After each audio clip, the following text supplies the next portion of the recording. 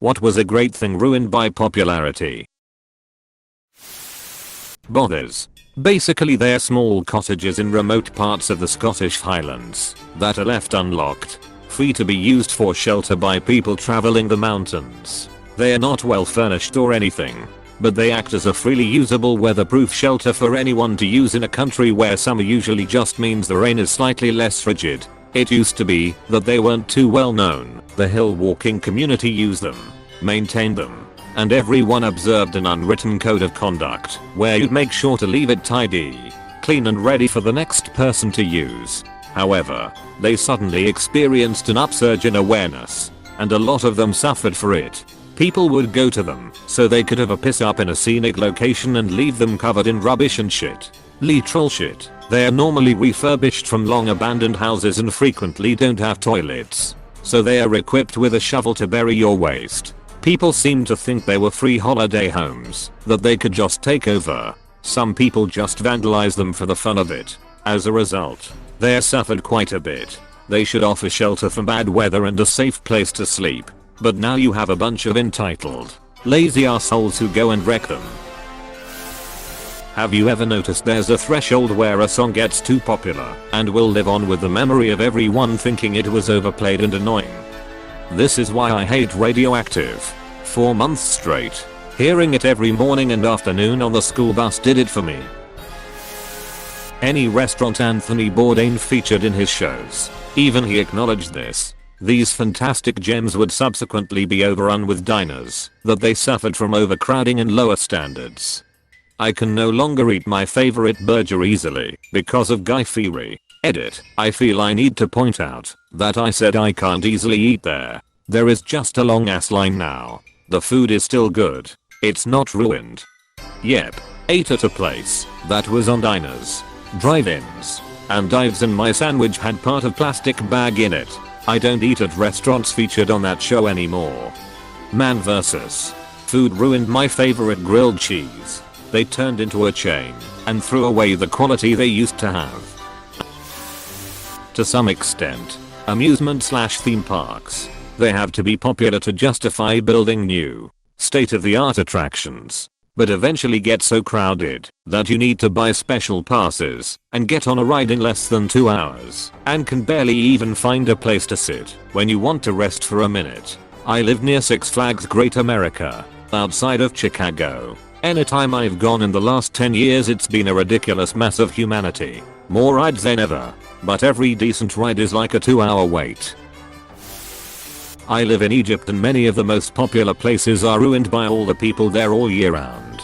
Yeah, having a KFC right across from the Sphinx is a total WTF. Last year I did the Utah National and State Parks during the early spring off season and the measures they are taking to try to accommodate the massive number of visitors during the summer is incredible. Parking, lodging, sanitation, and safety are all becoming problems, and I hope that these places don't become victims of their own popularity. Arches really seems to attract people doing stupid, dangerous shit. The iconic delicate arch is like a magnet for morons who don't prepare for the trail, take risky selfies, vandalize and climb on things, and drink in places where there's 360 degrees of cliffs around you. A man at Goblin Valley State Park in Utah moved a 170-million-year-old rock over a cliff, claiming he did it to save lives because it was going to fall off anyway and kill someone. His friend shot a video of him doing it, and he yelled yeah as it fell.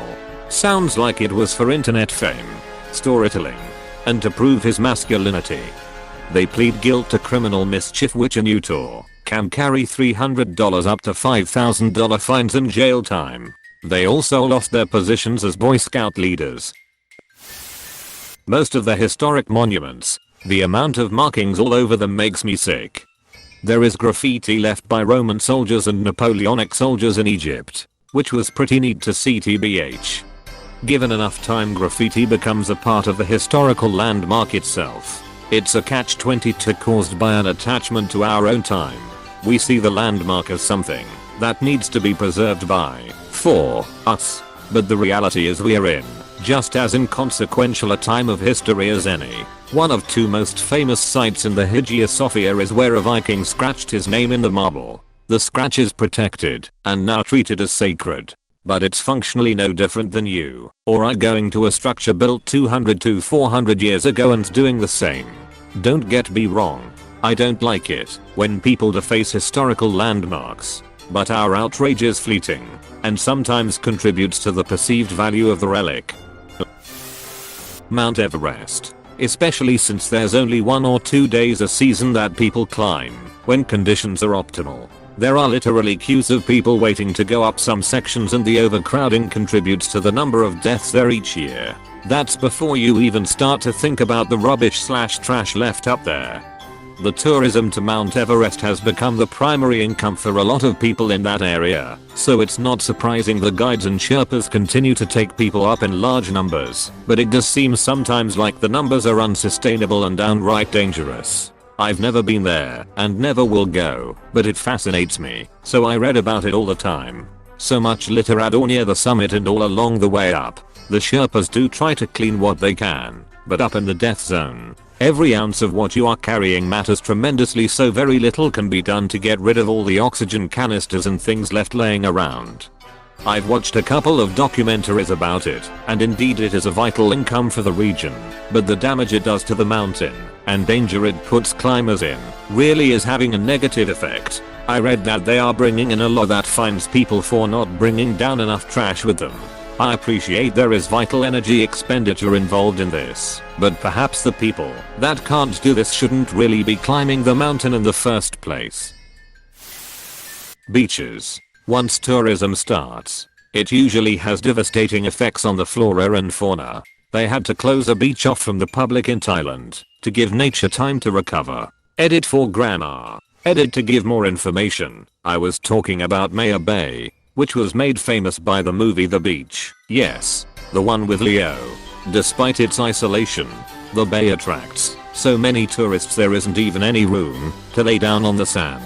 The bay is closed off until officials believe the coral has rejuvenated sufficiently.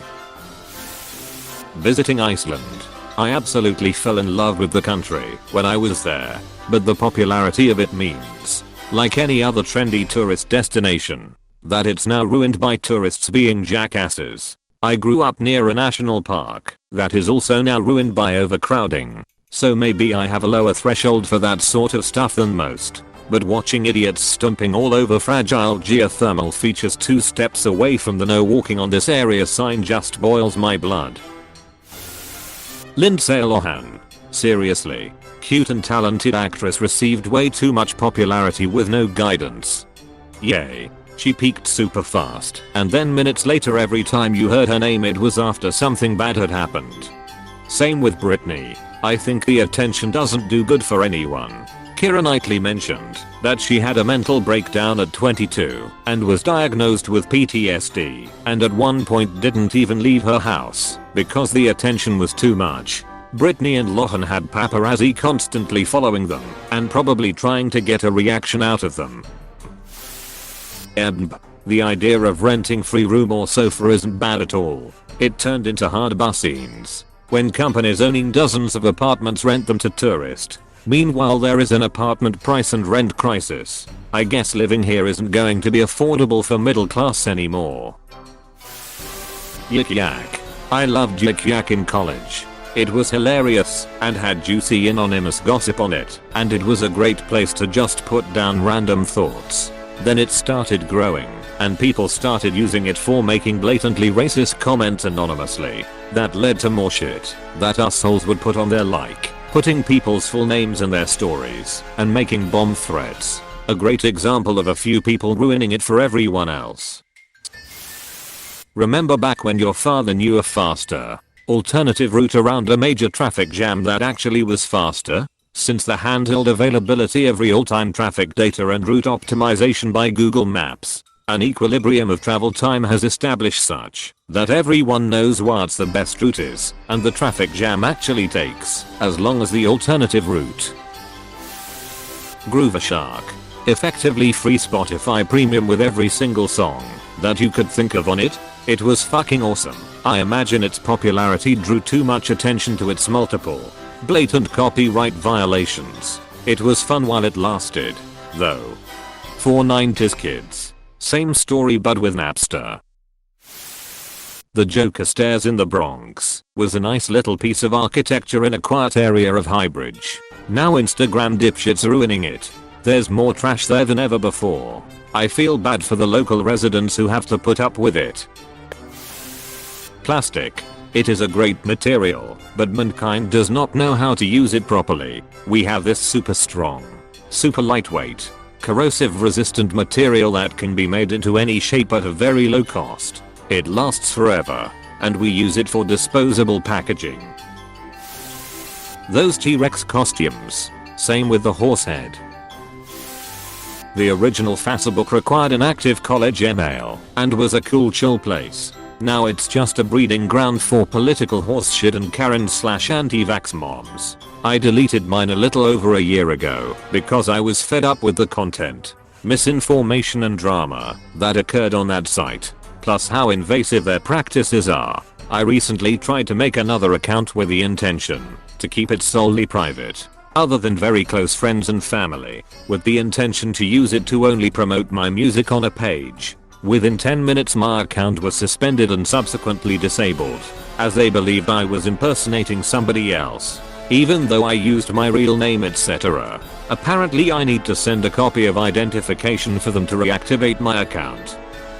Think I'll pass on that one.